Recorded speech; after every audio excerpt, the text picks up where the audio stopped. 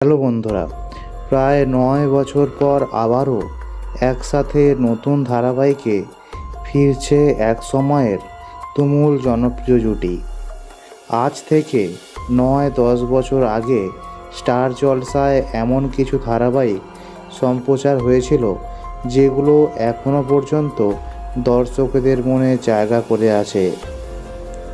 শেষ হয়ে গেলেও এখনও পর্যন্ত দর্শকেরা সেই ধারাবাহিকগুলো মনে রেখেছে। সেই ধারাবাহিকগুলোতে অভিনয় করা প্রধান নায়ক নায়িকা হয়ে উঠেছিল দর্শকদের খুবই প্রিয় জুটি। তবে ধারাবাহিকগুলো শেষ হয়ে গিয়ে তাদেরকে একসাথে আর কোনো ধারাবাহিকে জুটি বাঁধতে দেখা যায়নি। খুব কম জুটি আবারও রিপিট হয়েছিল।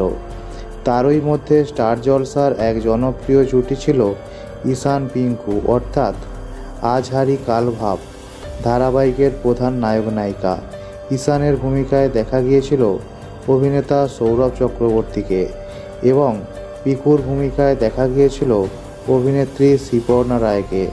শ্রীপর্ণা রায়কে আবারও অন্যান্য ধারাবাহিকে দেখা গেলেও সৌরভ চক্রবর্তীকে আর কোনো ধারাবাহিকে দেখা যায়নি। তবে এবার ৯ বছর পর আবারও একসঙ্গে নতুন ধারাবাহিকে ফিরছে জলসার নতুন ধারাবাহিক লক্ষ্মীর ঝাঁপি। এই ধারাবাহিকে দেখা যাবে সৌরভ চক্রবর্তী এবং শ্রীপর্ণা রায়কে। তবে এই ধারাবাহিককে তাদেরকে জুটি হিসাবে দেখা যাবে না। সৌরভ চক্রবর্তীর বিপরীতে দেখা যাবে শুভস্মিতা মুখার্জিকে। টেলিপাড়ার গুঞ্জন শ্রীপর্ণা রায়কে দেখা যাবে নায়কের বোনের চরিত্রে, অর্থাৎ সৌরভের বোনের ভূমিকায় দেখা যাবে শ্রীপর্ণা রায়কে। শ্রীপর্ণা রায়কে আপনাদের কেমন লাগে?